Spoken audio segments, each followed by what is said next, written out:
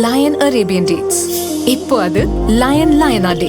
இது தரும் ஆரோக்கியம் இயற்கையானது. லயன் லயனா பிரீமியம் டேட்ஸ். முதல்வர் விஜயின் தேர்தல் வெற்றி பலரை வீட்டுக்கு அனுப்பிவிட்டது என சிவகங்கையில் நடந்த அதிமுக ஆலோசனை கூட்டத்தில் முன்னாள் அமைச்சர் உதயகுமார் பேசினார். நான் 4 தடவை தேர்தல் நின்றுருக்கேன். 3 தடவை அம்மா புண்ணியத்துல, ரெட்டலை புண்ணியத்துல, தொண்டர்கள் உங்களுடைய உழைப்புல நான் ஜெயிச்சிருக்கேன்.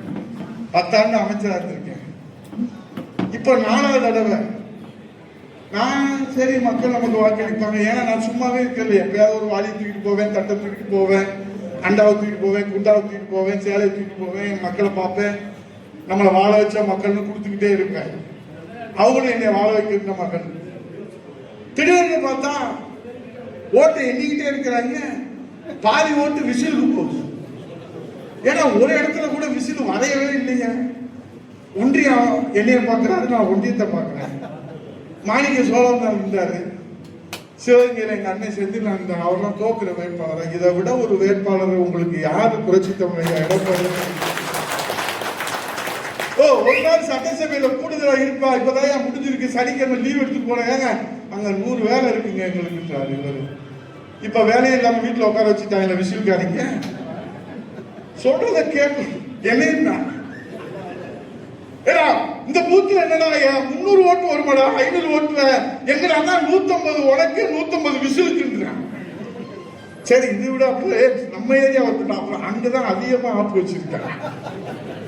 ஏன்னா பார்த்தா இவங்க எல்லாம் பார்த்து தெருமுனை கூட்டம், பொதுக்கூட்டம், தேர்தல் பிரச்சாரம், ஆரத்தி. அடே அப்பா, அந்த ஆரத்தி எடுக்கிற கொடுமை இருக்கு. 3 கிலோமீட்டருங்க. என் கூட இருக்கிற சேர்ந்து நீங்க பல தடவை நான் மயக்கப்பட்டே விழுந்துருவேன். அவங்க தூக்கிட்டு வருவாங்க. என்னங்க ஆச்சுங்க? அமைச்சர் மயக்கப்பட்டு விழுந்துட்டாருங்க. ஏன்னா அங்க மொத்தம் 1500 ஓட்டு தானே இருக்கு. எப்பறம் 3 கிலோமீட்டர் நிற்கனா மொத்த தொகுதியும் கொண்டு வந்து அங்க நிறுத்தி வச்சிருக்காங்க. ஏன்னா அமைச்சர் மனம் கோணக்கூடாதுன்னு இருக்காங்க. சரி, நமக்கு செல்வாக்கு கொடிகட்டி பறக்குது. எடப்பாடியார் கூட நம்ம தான் நிற்க போறோம். பக்கத்துல உட்கார வச்சிருக்காரு. அவர் கேட்கிற, தம்பி நிலவரம் என்ன? சூப்பரா இருக்கு. செந்தில்நாத டாப்பா வந்துருவாருங்க. சோழம் வந்தா பிச்சுக்கிட்டு போகுங்க. இப்ப அந்த உசுரப்பட்டி நம்ம உசுரப்பட்டி பக்கத்துல வர முடியாதுங்க எவனும். Very good, very good. அப்படியே கீப்பிட்டோம் அப்படின்ட்டாரு. ஓட்டை எண்ணிட்டே இருக்கான். விசிலு விசிலுன்னு போறேன். என் பக்கத்துல இருந்தது என்னதான் நடந்துச்சு? அண்ணே, நம்ம ஆரத்தி எடுக்க போனோம், சாப்பாடு போட்டோம், கிரிக்கெட் பேட் கொடுத்தோம் போட்டோம். அப்பெல்லாம் நீங்க வீட்டுல உட்காந்து ரீல்ஸ்லயே தட்டி இருக்காங்க.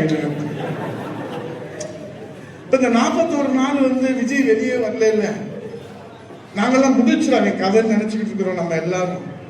அவன் உடனே ஒரு சிந்தனை பண்றாங்க. ஏன்னா இந்த 41 நாள் விஜய் வெளியே வந்து மக்கள் என்ன நினைப்பாங்க, எதிர்கட்சியெல்லாம் விமர்சனம் பண்றாங்க.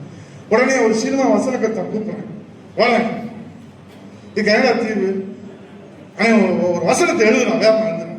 உடனே டக்கு டக்குன்னு ஒரு வசனத்தை எழுதி இந்தாங்க ரீல்ஸ் எடுக்க ரெடி ஆக்கிக்கா? ரெடியா?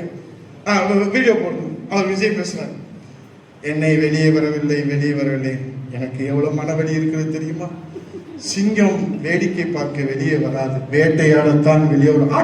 நம்ம தலைவன் சூப்பரா ஆட்சியாத என்னடா சொல்லிட்டேன். எலவு வீட்டுக்கே போகாம வீட்டுல போய் ஒழிஞ்சுட்டான்னா அதை ரீல்ஸ் போடுறான், லைக்ஸ்.